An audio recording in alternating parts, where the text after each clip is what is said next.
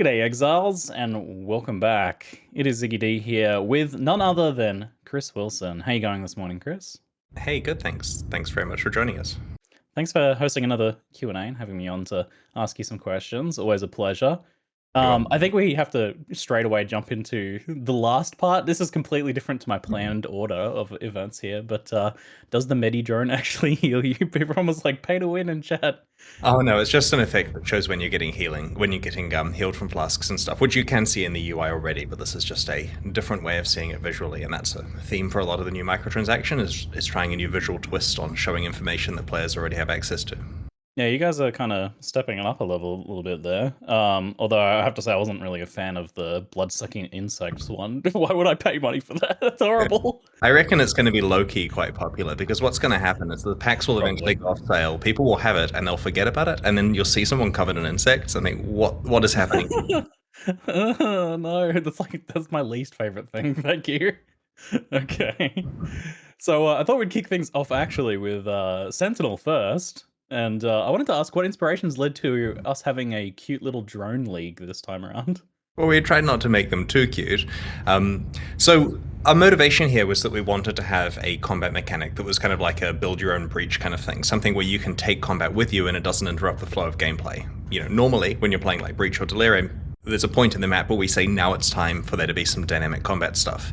And so here we thought, what if we make a mechanic where several different times during a map, the player can choose the right time that they get to deploy their Sentinel and have juiced up combat for a while. Does a design like this happen with where you come up with the idea first and then the like mechanics of it follow on, or do you have like, oh, we want to do this mechanically, try and come up with a theme for this? We came up with mechanics first. In this case, the goal was to have something which tags monsters around you, making them a lot harder and more rewarding. And then from there, we realized we can have complicated mods on this. And it actually started off with a bit of an organic theme. Like our initial random idea, thrown together on a Saturday was that this was some kind of growth on the character that projects something at the monsters. And that's actually why. So computer scientists in the crowd will notice that the method we use for combining Sentinels is very similar to genetic programming, the concept of taking some properties from one, properties from the other, and having a chance of mutation. And that analogy worked well with the organic side, because you're kind of like breeding these growths or whatever, but it ended up working a lot better, in terms of understandability, to have Sentinels that follow you around.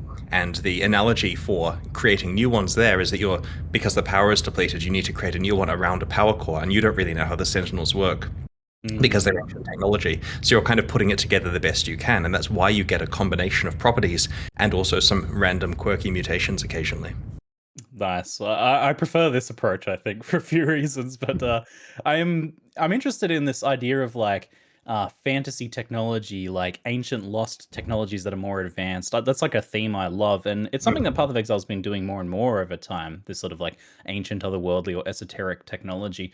Has this always been a plan for PoE's like world building, or is it something that's evolved over time? Well, there was a bit of it there from the beginning with the Val, right? They're a civilization that clearly has a lot of interesting stuff going on that predates what the player is currently doing by thousands of years. And so we'd established the fact that they have stuff like floating machines already. Now, of course, the Sentinels are not Val technology. They're something else that players might be able to piece clues together about. But yeah, we feel it's established that there is ancient technology that's honestly a lot more powerful than what's going on in Rayclast currently.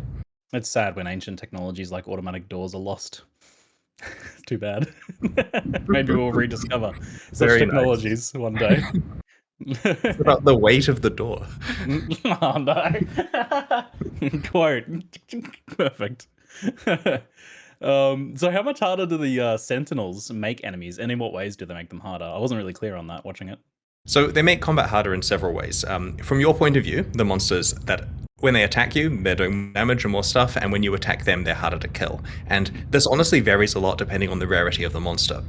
With a normal monster, which obviously has very low life and damage to start with, they're buffed a lot more percentage-wise than a rare or unique monster. So if we're applying I don't know, this is me picking a number out of the air, like a 400% buff to a normal monster, we're certainly not applying a 400% buff to Katava. And it's in a way similar to Delirium, it did similar types of scaling. Now, this also depends on the type of Sentinel. For example, the one that empowers the entire screen, the Pandemonium Sentinel, it has a bit less of a buff than the one which is specifically there to target specific monsters, or the one which is a little bit slower at targeting ones. the Stalker Sentinel. And all of this is captured in that empowerment arbitrary number that's scored on the Sentinel. And this is just a number. It doesn't directly correlate to a percentage the player can understand, but it is used internally at different, different scaling amounts depending on what type of monster it is. Generally, more empowerment equals more damage reduction, and of course, better rewards. Now, the key thing about this is that we've tried very hard to make sure that empowerment is given to you proportional to any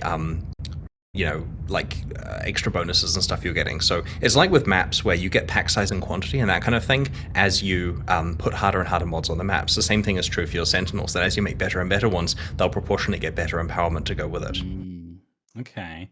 I like the idea that this is like ancient lost technology we don't understand, and also the mechanic is a little bit obscure as well. Was that kind of intentional? We especially don't want people understanding how the combination process stuff works. But yeah, the general rule is Sentinels give you the opportunity to make combat a lot harder than normal, and in return you'll get rewarded. And there are some cases where the rewards double dip, which are quite interesting that I can talk about. People sorting through like the game code to better understand mechanics like this has been a thing for as long as Path of Exile has been a thing. But how do you design something like that then that manages to keep some level of obscurity in a system like this? Well, from a crafting point of view, the rules are all server-side, so we can come up with complicated random things on the server and hope people can't reverse engineer it. On the client, though, I believe there's nothing that they can reverse engineer that will relate to this damage stuff, so we pretty much get to make big spreadsheets on our end, implement it to do that model, and try as much as possible to make sure that players are rewarded for any additional difficulty they have. We don't want a situation where you get a bad Sentinel that's making combat harder and not giving you something for it. And so every bit of additional difficulty will give you additional item quantity, rarity, and experience, notwithstanding any of the other bonuses you get to item drops. I find that like balancing point of like the obscurity versus players like if something is learnable, then players feel like they maybe have to learn it as well, whereas the opposite is true as if it's unlearnable in an extent. But at the same time, you have to think about whether players can sort of still engage with the mechanic and feel like they're having some level of control over it. Do you think there's like a level of player control here? Well, we want to make sure that people understand the core principles of it, even if the actual math behind the scenes is intentionally obfuscated. And the principle here basically is, it's like with other things that juice the combat difficulty is, juice it as much as you can, but not too much, otherwise you'll die. And so there's an extreme level of player control here for a few reasons. Firstly, you choose when to deploy a Sentinel in the map, and which Sentinel to deploy. Secondly, you choose which Sentinel you're using, like what mods it has on it. Are you using a unique? Are you using just a regular magic one? Regular normal or magic one? Have you managed to find a rare with good mods? You have your entire Sentinel controller to spec how you want. And if, for example, the Sentinel combat is too hard, there are ways in your controller to spec more in the direction of rewards and less in the direction of empowerment. And of course, respecing there is free, so it's relatively easy to dynamically adjust the difficulty, so it's never too hard for you, and you're just getting constant rewards from it. Nice. How much is this affecting the reward then, since we're juicing up these monsters? The empowerment that affects difficulty also proportionally affects item quantity, rarity, and experience. And you can also get these additional reward icons on monsters. You'll notice in the footage, when the Sentinels empower monsters, occasionally you see like a currency icon or something appear above them, or a unique icon. Now, it's worth noting, there's a base level of monsters giving out these reward icons, of Sentinels giving out these reward icons. So even if you have no mods on the Sentinel and no speccing into anything fancy, you'll occasionally get reward icons. But there are lots of mods that will give you additional reward icons a percentage of the time. Now, these mods are factored into the empowerment number, so it double dips where because the mod is on the thing, the monster is slightly harder, which means that it stacks more rarity and quant as a side effect. And so you get kind of a double dipping effect there where you get twice as many, effective rewards. Double dipping. How often do Sentinels drop, and where do we get them? Well, you can find Sentinels as you play through the game, and they also drop from Sentinel caches, which are, scattered throughout the world. They're pretty often. The intention is not that you run out of Sentinels, right? You'll always have Sentinels to use. The question is whether you have good ones or not. And you'll notice they're corrupted, so you can't just drop AUX on them. It is actually difficult to have a constant supply of good rare Sentinels, but you can put the work in, you can spec into this stuff, you can, do clever combining, and we expect that any good player in Path of Exile will generally have good Sentinels that they can use most of the time. And I understand the concerns that this feels like a bit of micromanagement, but it honestly plays pretty streamlined. Essentially, you can use Sentinels for a number of maps, and there are lots available to drop more ones in as they're depleted. And if you liked a Sentinel enough that you miss it when it's run out of power, then that's a really good candidate for combining. Because if you combine two things together and you liked both of them, chances are you're getting something roughly similar out the other end. Occasionally you might get something worse, but sometimes you'll also get something better, and it could get a cool mutation on it where you get some mod which you'd never considered that suddenly starts like duplicating enemies when they're tagged, for example, or doing a lot of other cool stuff. And so we'll see some very interesting things where people are, this is the worst analogy to ever mention on Twitch, but they'll kind of be like breeding a bloodline of good Sentinels, if you see what I mean. I've been playing Crusader Kings recently. I know all about that. Okay. I'm going to just switch to Twitch chat. Nice.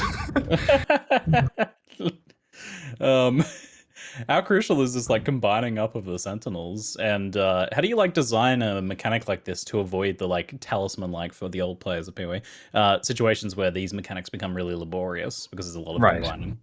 So you don't really combine up through the tiers. You find better tiers of Sentinels. So as you play through the game, you'll find better and better ones. You do combine if you want to have a chance at making Sentinels that have combinations of mods that you like. So the theoretical best Sentinels can come from combining. So in terms of base types, the way it works is there's a progression from low level to high level, just like bows or wands or something like that. And we also have a few other base types that can only come through combining. But once you've got it from combining, you can then potentially persist that one by combining it with other ones and getting lucky.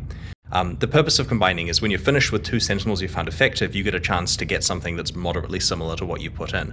And that really helps with sustaining rare Sentinels as well as occasionally getting good unique ones and so on. The talisman comparison is a good one, but we have learnt very much from the problems of that league. And the first problem we had with talisman was that the item you were making was competing with amulets, right? It was hard to get good rare talismans, and it was easy to get good rare amulets, so therefore talismans were worthless much of the time. Here, it is hard to get good rare Sentinels, but nothing else can go in that slot, and so it's a bit of a slower item progression than what people are used to.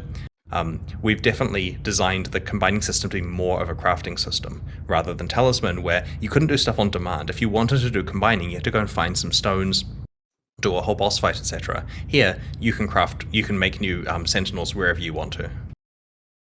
The item crafting system where you can combine armors in a similar fashion, how similar is that to the Sentinel crafting? Like, will combining a bunch of Sentinels kind of give you an idea of how that's going to then work on items? Yes, it's quite similar. Basically, we were looking for something you can do to make new, really cool rares, and we realized that we have the system that was entirely designed around the genetic programming of assembling new Sentinels, and it would work really well for rare items. And so we basically tried it, and we came up with a bunch of interesting mods that can go on each of the slots, and I think we haven't previewed any particular ones yet, but the announcement page at pathofexile.com/sentinel has a bunch of mods that people can see in the relevant hovers there, and there's some pretty juiced stuff, so it should get people quite interested. But the intention basically is, this is not meant to be the way that people make the best item in the game, but it may make some of the best items in the game if they're lucky. And we've had conversations internally that involve questions like putting items that are mirror-worthy versus items that are strange on the other side, and interesting border cases that happen with the rules to try to make items that are mirror-worthy come out that, Anyway, interesting stuff going on with that. So we think that the Path of Exile players will really like trying to model how that works and to get the best value for their recombinators. That's me every time I craft anything in PoE. This won't make the best item in the game, but it may. It's certainly a non-deterministic crafting thing, but it should be interesting. And I think especially if some of these recombinators make their way into standard, there could be some interesting things that happen after the league ends. Are there any like hard rules with this recombinator thing, like for getting the specific modifiers, or is it just kind of going to be like very hard to understand?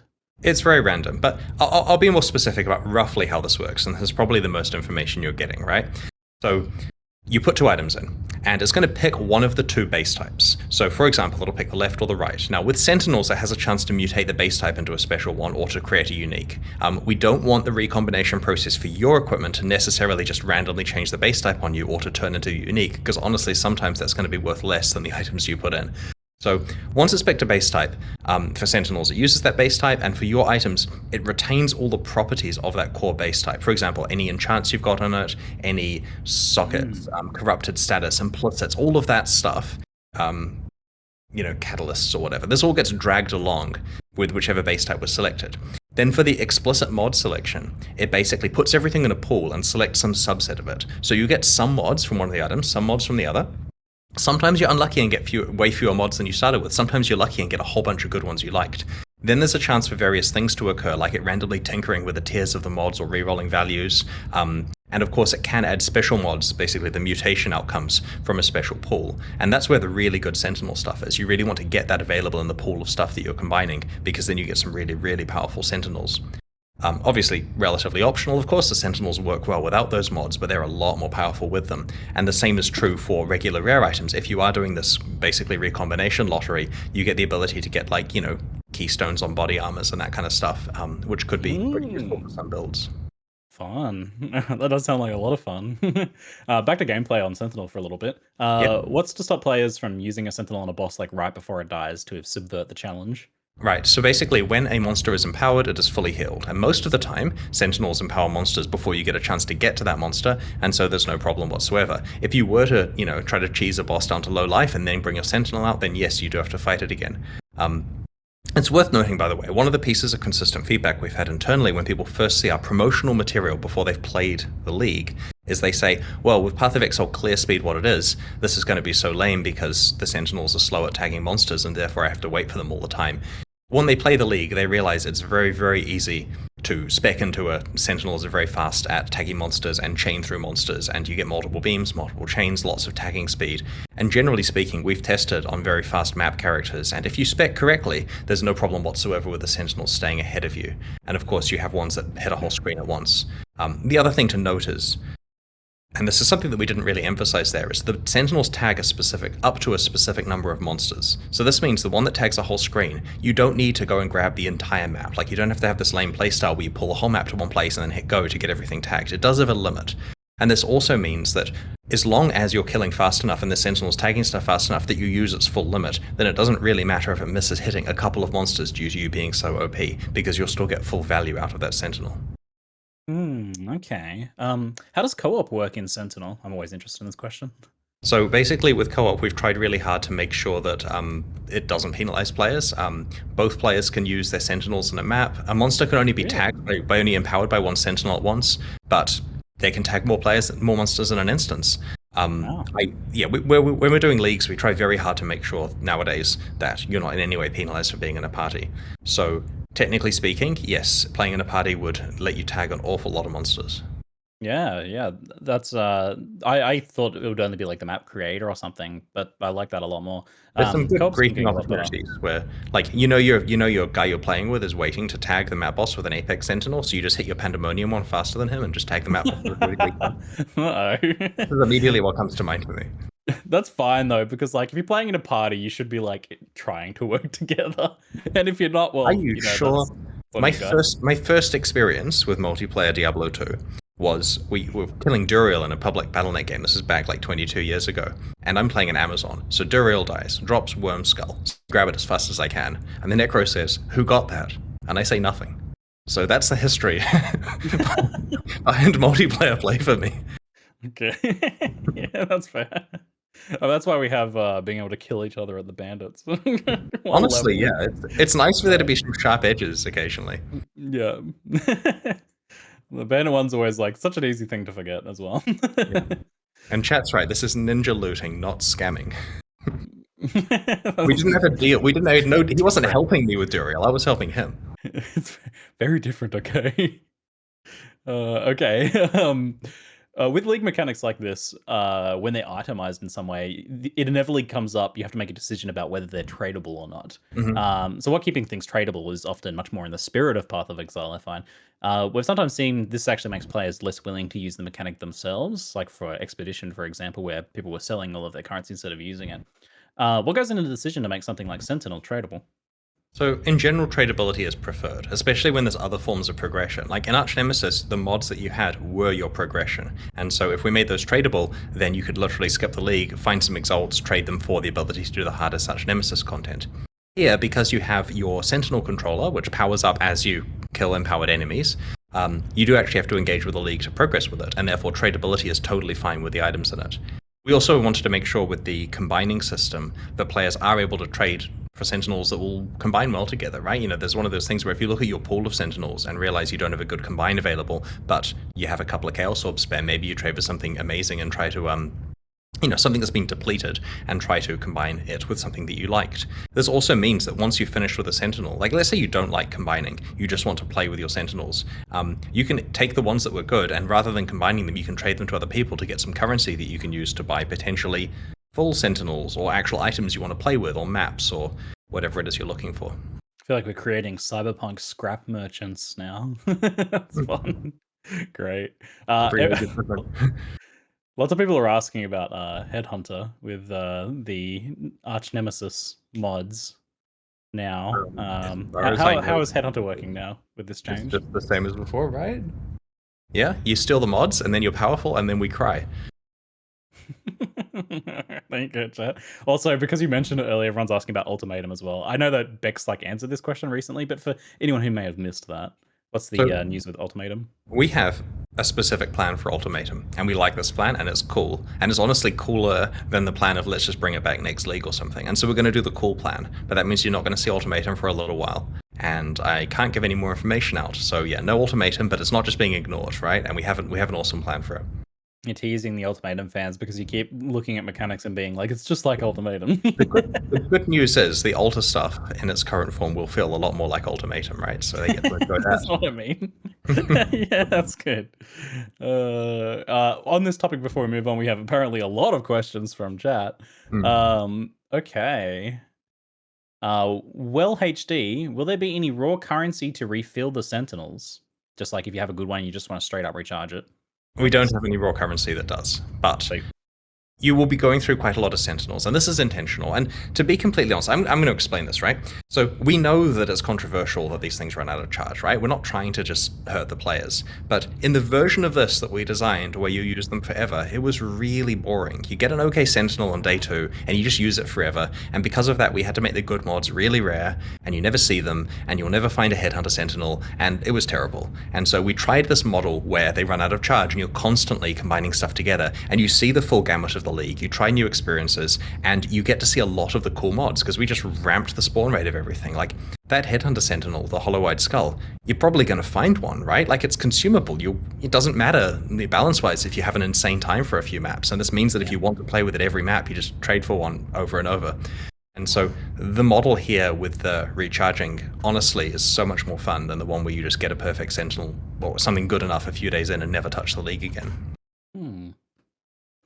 I wonder if there's like a double Headhunter Sentinel if you combine 2 of them together or something. Okay.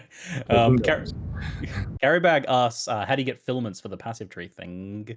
It's just clicking on the sections, basically. There are these grooves, you click on it, a filament appears, you click on it, it goes away. It's literally a planning tool, right? There's no item, there's no specking, there's no points. Basically, you have an amount of power that will flow through the filaments wherever you've marked you want the power to go. And so basically, you could Google and find the best filament guide and spec it in on the first day and leave it and never open the panel again for the entire league, and it will magically fill with power as you level up your Sentinel controller. Or you can go in there and tinker with it. And we're far more worried, because a lot of people, when looking at the reaction, were saying this is complicated and involves micromanagement. But I expect, honestly, they'll just spec something that looks good, later change it once or twice, and be done with it for the most part. Unless you're a player who really, really cares about micromanaging stuff, in which case, have a great time. To the point where we have insane rules to do with snapshotting to stop people, like, auto hotkeying something where it changes to one Sentinel spec, they release that Sentinel, then they change it to a different, like...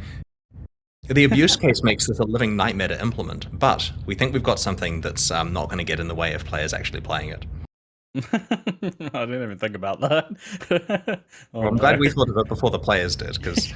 yeah, that's good. They're giving us infinite filaments. I'm so excited. So good. A name that is way too long, Namvan, asks, can you use unique Sentinels to make other Sentinels?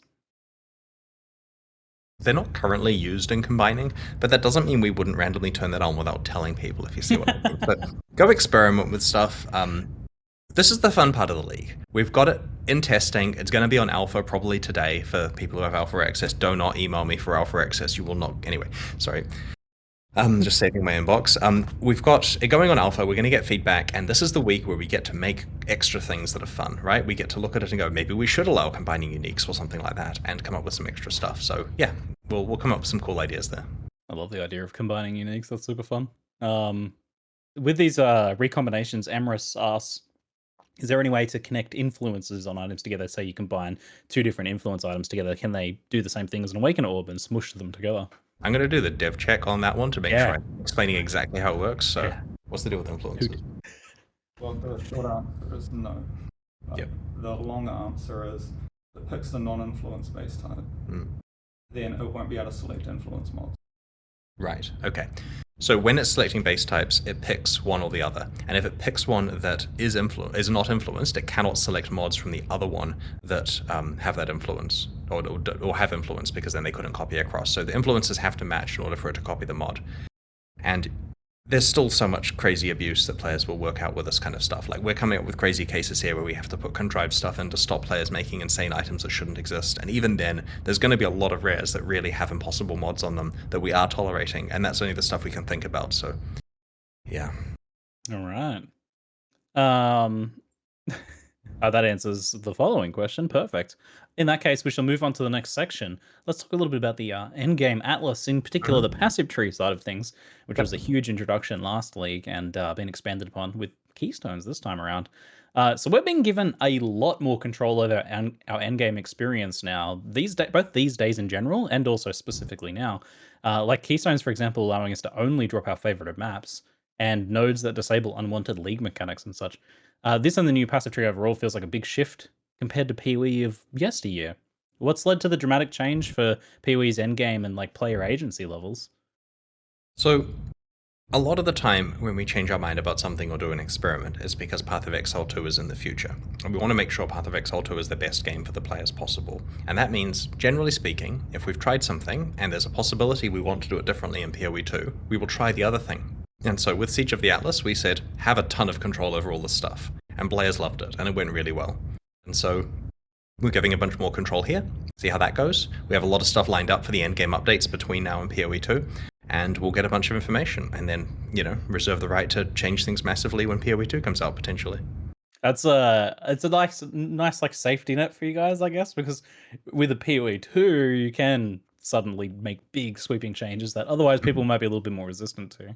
So we have a schedule for I know exactly how many leagues there are between now and PoE 2, and we're putting the bullet points in of what we're going to do in these, and that's really helpful. Like, it gives us an actual runway of knowing this is how many times we have to experiment. Like, I have hard mode penciled in for one of these releases, and we know exactly, ideally, how that element's going to finish up and how much time it's going to give us between the release of hard mode and the release of PoE 2 for us to take feedback into account and see if there's any tweaks we'd make to the itemization based on data from that.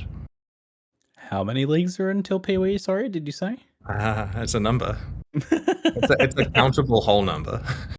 And I guess the follow-up question for a later question I was going to ask anyway. How many leagues until hard mode? Probably 2, but we can talk about that when you ask the question. All right. Well, I'm sure that's in my list somewhere. Back to the Atlas, though, since that's what we're talking about at the moment. How successful overall do you feel that the new Atlas passive tree has been, and by what metrics do you tend to measure success of something like this when you implement it?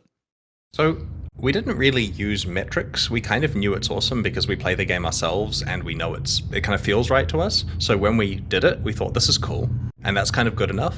And sure, if players absolutely hated it, we would have had a second thought about that, but we didn't look at metrics, I mean, here's an interesting thing, right? If you said to me, what was player retention like last league? I would have said, absolutely amazing. Best ever. People played more and all this amazing stuff. But if you look at the numbers, they quit in droves when Lost Ark came out because you can't miss the release of that game, right? And then Elden Ring came out. Like, there was no way that people were going to get the full in-game experience. But yet, I still feel that endgame had the best retention because the players who happened to not be interested in the other two games played so much more than usual. And so to some extent, because a lot of our community went to play those really good other RPGs, we're expecting this is the actual release of the end game for them. Like, there are so many people who, and we're ignoring the fact that Diablo Immortal comes out in a few weeks, by the way, guys. That's not a game. We're going to play Path of Exile. But because people are sticking around for the whole league this time, they're actually going to have a full league with the new systems for the first time. That's like an interesting counterpoint, I guess, like looking at metrics then is that there's always like other things that are going on as well. Because I think a lot of people feel the same way that like this last league is like in some ways the best Path of Exile has been, especially for me, like endgame, especially like best endgame I've played in PoE. And yet other games came out. Man, I'm Right. sorry. No, I completely understand. And that was unlucky for us. It would have been great if Siege did, have an uninterrupted 3 months, but life Yeah. happens, and that involves other games. And with this release as well, it also gives people, because of the static balance thing where there's a balance freeze, it gives people the ability to just pre-plan what build they're going to play and just know there's all this cool in-game stuff they can do and have a chance to actually, like, when our internal staff members worked out due to lack of balance things, the balance is probably going to be the same. I started to see people, like 2 weeks, 3 weeks before the end of the league, start testing characters that are already public characters. Nothing's changed, of course, because they want to be ready for league launch day. And that gives all of the players the ability to do the same thing, where they can pick a build, try it out, work out their plan, and know with confidence there's no surprise nerfs in there. And this went to the point where there are bug fixes, where I've had very long repeated conversations with people say to me, it's not a nerf, it's a bug fix, Chris, and we haven't put it in because technically it does affect how a build performs. And so we've left bugs in the damn game for this league. They're going to be fixed in 3.19, but you get to use those bugs again if you want to, if that's the build. Okay, I find that really funny. Oh no, okay. No, what were we talking about? I feel like we're getting sidetracked a lot today. It's great. Oh yeah, so the about the passive Atlas. tree, the Atlas passive tree thing. That thing's awesome. I love that. How do you guys feel about where like the concept of tree lock-in is at? That is like the ease and cost of respeccing the Atlas tree. We're pretty happy with it. There's the vendor trade that caps the price from things getting too expensive, and we're not seeing players constantly respeccing the tree too often. To some extent, we want it to be expensive to respec, but it's turned out to be in a pretty good place. So we do want to avoid strategies where you respec between encounters and so on. But technically, if you have the wealth, you can do that kind of strategy if you need to. Yeah, it's kind of in line with the regular passive trees in that regard. The only kind of like friction point that I've thought of there is the idea of like different characters having the same shared passive tree. I love that it's shared progression, but rather if you've got like a bossing character and a mapping character, it's awkward that you can't have like separate trees for them. Is that something you guys have talked about at all? There's some discussion about this. Like, we do acknowledge that that's certainly a thing, but we don't have any firm plans for it. There's various repercussions, both from a implementation point of view and in terms of, like, obviously it lets you then have multiple Atlas specs that you can easily switch between for the cost of just hitting maps with a new character, which may be enough of a cost, but we don't have any firm plans, but it's certainly something that's being discussed. Okay. Do you guys have like allocation, like heat maps for the Atlas passive tree? I think I remember you releasing something like that for the regular passive tree at some point. Is that something you look at all? We can generate the data. We generally don't generate the data. Like, there was an internal joke that we generate stats for news posts, and then we get a chance to see what people are doing. We honestly balance based on actually how things feel a lot of the time, because it's just so easy to look at the stats and completely misinterpret how something, completely misinterpret the stats by accident. There are people who write in by looking at PoE.Ninja and say, because of this percentage, you need to do blah. And when we look at our data just to double check it, it's entirely different because of some, bad statistics used, or that's only high-level characters or whatever. Like, here's an example, right? We were talking about Detonate Dead as a league starter, and I mentioned in conversation it's going to be pretty popular for reasons. And someone goes and looks up Detonate Dead on PoE.Ninja and sees that at the top of the ladder it's not really that popular compared to other builds. Well, obviously, as a league starter is not something that people are sitting at level 100 with. And so it's super easy if someone just goes and gets data to actually cause damage. Like, you have to think quite a lot more than that. So we try not to pre-generate data to look at and find problems with. And while it's cool to have heat maps, and I'm sure to make a good image, we haven't bothered. And I mean, we haven't made a concerted effort to buff or nerf specifically mechanics on the Atlas tree. We just fixed a few specific things like certain influence types being too strong. But generally speaking, this isn't path of nerfs for the Atlas tree either. Maybe for the older stuff, but that's pretty obvious there. It sounded like you might have touched on my question there, my follow-up question, which is about the balance between Exarch and Eater of Worlds influence. In particular, it seemed like one was significantly better than the other. Yeah, the patch notes are coming out just after this chat, so people will be able to see what we've changed. And our goal was to make Exarch as valuable as Eater, so hopefully we've managed to achieve that. Cool, great. So answer some of my following questions. We're getting keystones, and you mentioned ambitious plans to keep expanding the endgame until PoE2. Does this mean that we will see Atlas masteries and cluster jewels for the Atlas tree and so on? We have not actually had an internal discussion that's brought up masteries and cluster jewels and stuff. Aside from when you showed me a draft of some of these questions and I asked the team what their thoughts were. That was the first time we actually discussed the concept of masteries and cluster jewels for the Atlas. So the intention is that we come up with things that make sense for it being an Atlas, which could be masteries and cluster jewels. Maybe those are great tools, right? But we'd have to actually work it out based on what the Atlas needs at the time. I can see masteries. The cluster jewels one was I kind of added it as a joke. I'm like, oh, that's ridiculous. But then again, I don't know. I feel like it could happen one day, so we'll see. More seriously, though, in what ways are you folks looking to expand PoE's already massive endgame over this period between now and PoE2? So you're probably going to see more player agency and more rewards for engaging with difficult content. There's kind of this thing where a Path of Exile player will get to the end game, and then they'll be like, I guess I'm done now. I've done my stuff, got my character finished. And the more stuff we can make it really clear of, actually, if you do this thing, you could get this reward. Like the challenges, for example, or these Uber Pinnacle fights. The more stuff we can dangle in front of you, the more time you will play. And maybe the more time you play, the more stuff you buy. And so this is like a business plan of give people more game, and that means more player agency, more rewards, more content. We have a plan for actual endgame content we're going to roll out, and you'll see it in coming expansions. Our goal is that we never have a live stream where we just say, oh yeah, the endgame's fine, we left it how it is. Our goal is basically endgame stuff, just accelerate, push, until PoE2 comes out. I love the idea of you guys do a live stream, you're didn't do anything. Yeah. Remember how people liked the no character balance? We also did no content. So here's a league reset, new ladder, 8-second live stream.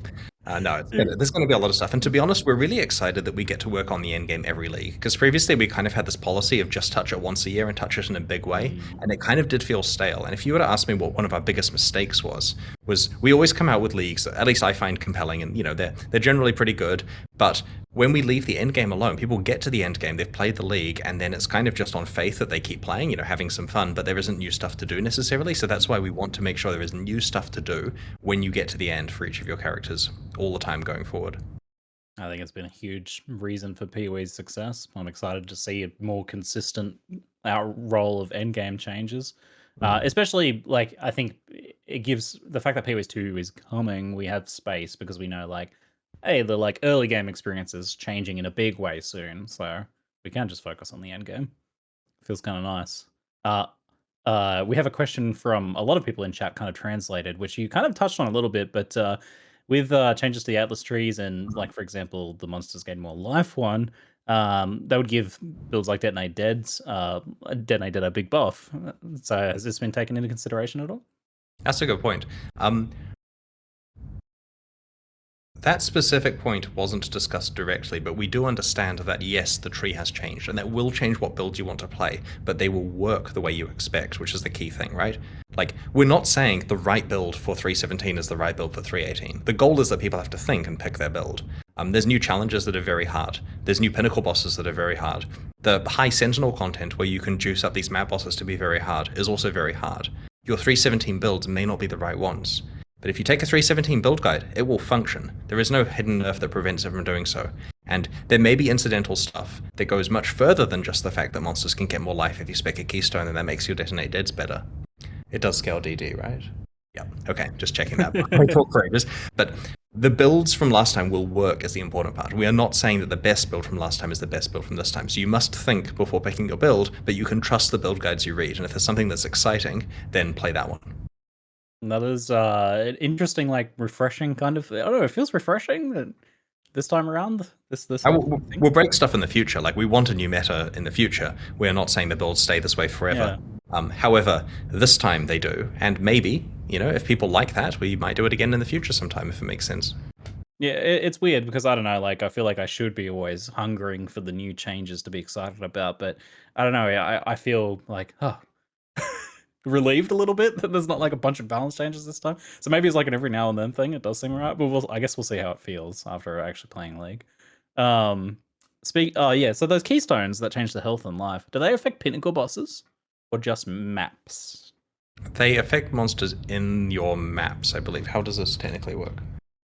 Yeah, so that terminology typically just refers to the maps on the Atlas and Pinnacle bosses aren't. Yeah.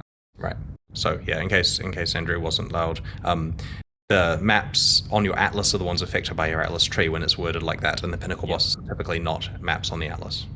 So the things that do affect Pinnacle bosses will probably refer to them specifically. Yeah, there is like one keystone per Uber fight, which is pretty clear that it makes it really hard. Oh, and here's the thing, by the way, random rant. What we learned from the Maelstrom of Chaos back in closed beta was that you have to have a cost for accessing endgame content. The reason why we made the map system where it consumes the map is so that there's a cost to trying. If you want to try a red tier map, it's going to cost you a lot, right? A whole red tier map. And the reason for this is because we found that players would play the hardest content of the game and then die and then be very angry and complain and quit. So typically, if you have high content, you have to gate it behind it being hard to get to, like the Simulacrum or blah, blah, blah. Problem is, here, the absolute hardest content is gated behind clicking a keystone. So there are people who are going to play the Uber fights who probably can't complete them. So it's not the case that you should allocate the keystone in order to have a normal Path of Exile experience. This is going to kill you, right? Like, you have to be really good at the normal Uber fight the normal Pinnacle fights before it's worth allocating that keystone. So just get your regrets ready for unallocating that after you've seen how hard it is. It'll put like one of those warning labels on it you have to tear off first before you gain access to the keystone. Warning, this will probably kill you. Yeah, we've had long, non-constructive arguments internally about whether this is technically Path of Exile's hardest content, where the answer is, of course it is, look at how hard it is, or I've come up with a contrived example of some other stuff. But as an example, you know the Theod, for example, where it's got lots of bosses. It's probably on par with that, or a bit above, or a bit below, depending on the individual fight. But that's kind of the scale here. You don't just walk into that fight expecting it to be straightforward. And so these are certainly the hardest, like, solo boss fights with just, like, you know, 1 or 2 bosses in them. Speaking of hard content, are the monsters from the new influence type seeing any changes? In particular, springing to my mind is the tentacle miscreations that appear about 80 of them at the same time and start shooting me all at the same time with tracking, heat-seeking bullets. So we nerfed the Burning Ground from one of the Eto World's alter mods that affects influence monsters. It was like a Burning Ground on death that's scale based on attack damage, and certain monsters had really high attack damage, so they had off-the-charts Burning Ground. That's been fixed. And we'll keep the tentacle miscreations as they are for you, Ziggy. No! There's another Ziggy under the bus moment. Great, thanks. Okay. Oh no! I'm been giving the 10-minute warnings. Alright, let's go. So Archdiocese Modifiers are replacing old Nemesis and Bloodline modifiers. It had some really punitive and scary mechanics, like disabling Leech and combos that led to truly unkillable nightmares. I made a monster where I invited like the most OP people we could find into the map and they couldn't kill it. However, we had control over making these monsters every time, but now it's random. And I know a lot of the time it's going to be like 2 or 3 mods, not 4 a lot of the time, but still, I need reassurance, Chris. I'm very scared. So there's a lot of balance changes for the Arch Nemesis mods, and most of them taking things that make sense in the context of Arch Nemesis and that don't make sense in the core game and fixing it. So for example, in Arch Nemesis, you're always fighting just one monster, and it's one that you can control what's on it, so you can pick. But in the core game, it could be several monsters with a mod near you. Like maybe you've got a magic pack, or maybe you've just hit multiple rares near each other. And so an example is the mods that make all of the damage freeze or stun. And of course, that's a problem if there's just monsters all over the place that are doing like entirely freeze or entirely stuns on you. And so that stuff is being fixed. And like the Ice Prison mod disabled travel skills, whereas now it doesn't, because you kind of can't control when you run into it. So all of the stuff that required a little bit of foreshadowing is a bit less punitive now. We've also globally nerfed Grasping Vines, like, you know, not related to Arch Nemesis in particular, but certainly affects it. The other thing is that in Arch Nemesis, each mod had a multiplicative life bonus, and so there were some very, very, very high life rares. But when we've integrated it into the core game, they don't have such a bonus. Like we've kept the monster magic and rare life about the same as it was before, and it doesn't come from their mods. But to be clear, that doesn't mean that the rare monsters are easy. They were too easy before, we feel. They didn't, like, the basic idea is you play Path of Exile and you can kind of zone out and kill the monsters and it's fun and you have your power trip and everything's good. And then you run into, occasionally, a certain combination of rare mods that causes your character to have to pause and maybe do a different strategy. And that's how it's meant to be, that generally rare monsters are fine for you to kill, and sometimes they're hard. And people can try to argue they don't want a game where sometimes it gets hard, but the game we're making is one where sometimes it's hard, and that's done through rare monster mods, plus like things like act bosses and stuff that we can custom design. You could use the Diablo 2 example of like multiple shot lightning enchanted monsters, right? You can kill most of the rares and then you run into one of those and you have to be very careful, at least back in the good old days. So we do have combinations here that are hard, and we feel that something like turning off leech for a specific monster is not the end of the world. There are other ways of having to recover life, and if this is a game where you cannot be permanently leeching and occasionally you need another way of getting life, we don't feel that that is too bad. But we will make sure that things that are completely out of control are fixed, and there is a long list of changes. Actually, to clarify, there isn't a long list of changes. There's a lot of changes, but the patch notes basically just said we changed a bunch of stuff. It was getting completely out of hand to document it all, and it doesn't really matter because it doesn't affect your build a lot, so we only covered important points, but the nitpicky detail I don't think is there in the patch notes for these changes. Okay. We're going to speed through some more questions here. Right. Are there any new skill or support gems this league? A lot of people asking. No, but we may have made some awakened exceptional support gems and hidden them away behind really hard bosses that no one's actually going to be able to kill and has a very rare chance of dropping them. I love awakened exceptional support gems. It's perfect. Yeah. It reminds me of some of the really, really long old support gem names we had. Hopefully we get back to those. Those halcyon days of 18-word long support gem names. Okie dokie. Do we have any... Oh, yes. This was the question about hard mode. We're circling back to that now. Do we have any update on the previously teased hard mode? So, hard mode is still being worked on, but it is a second priority. And what that means is, if a league is looking great and everything is fine and we're going to release it on schedule at high quality and everything's perfect, we work on hard mode. And if it is not going to be fine and we need to work on the league, we will of course 100% do that. So in no way are we letting hard mode stuff sacrifice any actual work from the core game. And this has meant that in some 3-month periods we just haven't touched it. And it's also tricky because it requires time from a lot of senior people, right? Like, Mark, for example, who is knee-deep in like complicated Path of Exile 2 stuff right now, has to be dragged out of that to work on hard mode for bits and pieces that he needs to work on. It's tricky to find time. So we do have a schedule, and tentatively speaking, I would like to see it released by the end of the year. We want to make sure we do it right, of course, but that's what we're looking for. And because it's announced, we can be open with this, right? Like, it's not a secret. There's not going to be a big, like, there won't be a live stream where we say, surprise, hard mode's ready. It'll be the case of, remember that thing you've been testing for a while? Well, that's getting formally released with some prizes for a competition or whatever. So we will be very open about it. Does that mean there might be some testing period before then? Maybe. I think so, but not quite soon. Like, I'm thinking maybe a test in 3 months, maybe release in 6, right? But I'm usually wrong. So double or triple or half those numbers, we'll see. All right. I'd like to discuss visual clarity in Path of Exile if we can for a little bit. So over the years, Path of Exile has become quite good looking, especially compared to some of those earlier screenshots and videos that are still floating around. It especially feels that way when you're like leveling in early endgame progression.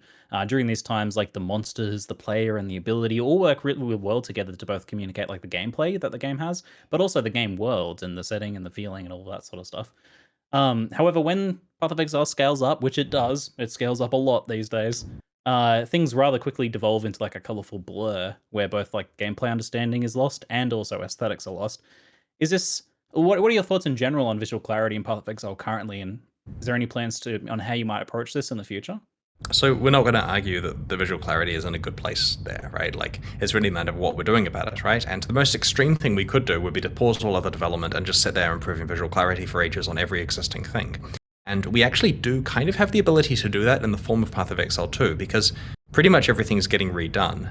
And so because they've learned all the lessons from 15 years of work on Path of Exile 1, they can make sure to design stuff in a way where when it scales up, it doesn't lose visual clarity when stacked with other stuff. And so the PoE2 team, who are working on the version we're all going to eventually be playing in a few years, they know this and are working for it. So the question is, what are we doing for PoE1? And any new stuff we make involving effects, we try very hard to make sure it has visual clarity. I hope you will find that when you're playing Sentinel, that the Sentinel effects are both relatively subtle but clear as to what is tagged and what rewards they're giving, and they stack with other things appropriately. Let us know if you feel that needs work. We make sure that new stuff that we make works well from a visual clarity point of view, and we do invest occasionally a bit of work in making sure that certain other old effects that are terrible from a visual clarity point of view are improved. But to be honest, a lot of the old PoE1 graphics get mostly thrown away when PoE2 comes out and replaces a lot of stuff. So, and by that I mean skills and so on. Like the campaign, yes, that will exist, but the campaign doesn't have visual clarity problems. And we will be playing with Path of Exile 2 skills on our Path of Exile 1 characters in the future. Yeah, I think that's probably the problem. Like a lot of the new stuff has been really good, but it kind of gets lost in the background of all the old stuff that really overwhelms it because it's Yeah, absolutely. to put it simply. Glad to hear that it's something you guys are considering pretty strongly then moving forwards. Look forward to seeing more progress in that. A lot of people have also been asking in chat about Loot 2.0 as well. I know we've had like little testers or little tastes of some of that change. Lessening. Where are we at in terms of like Loot 2.0? There's a lot of axes here, right? So the first thing is hard mode is going to be good for people that really want no clutter. Like if they really just want it so that items are special when they find each one, they go play that. It's kind of perfect. The second thing is we have been doing things like reducing the number of times you find currency item and increasing the stack sizes, and basically working towards decluttering. We also had some experimentative changes related to decluttering, which were deployed months ago that no one has noticed yet, which is good. That means that it hasn't had an effect on the actual economy, and it hasn't had an effect on item drops to the point where people will notice, and we'll gradually continue to tweak that. It's mostly in the form of culling items that would never be picked up. And so, the better we get at that, the better it is. I just don't want players to feel that we're culling items that are valuable to them, because we're really trying very hard not to.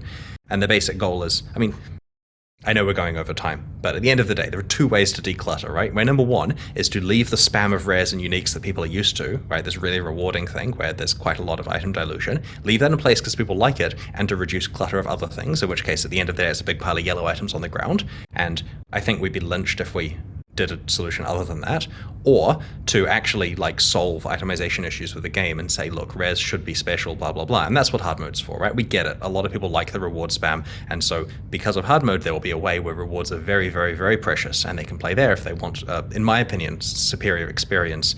But baseline PoE will probably still not have substantial drop nerfs, at least during PoE 1. And then of course for PoE 2 we can look at what makes sense, knowing what players like, but also knowing how that game works. Awesome. Well, I've been giving the time warning quite aggressively, but just kidding. Thank you very much, Chris, for spending some time with us and answering some questions today. I'd appreciate it. You're welcome. Thanks Thanks for hosting. suggesting stuff. It's been a pleasure.